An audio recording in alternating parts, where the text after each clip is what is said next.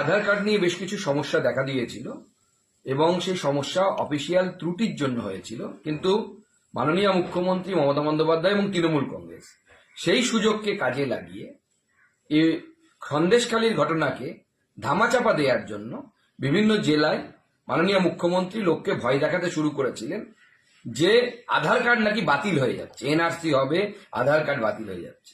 আমি বাংলার জনগণকে আশ্বস্ত করতে চাই, কারো আধার কার্ড বাতিল হচ্ছে না।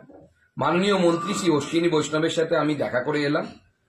বাংলার প্রায় 54,000 আধার কার্ডের সাথে এই সমস্যা হয়েছিল। আজ রাতের মধ্যে সমস্ত কিছু ঠিক হয়ে যাবে, মাননীয় মন্ত্রী আশ্বাস দিয়েছেন এবং আমি বাংলার মানুষকে আশ্বস্ত করছি। তার সাথে সাথে বাংলার মানুষকে আমি সাবধান করতে চাই যে যত ভোট এগিয়ে আসবে এই মিথ্যাশ্রীর প্রচার তত বাড়বে। সেজন্য মিথ্যা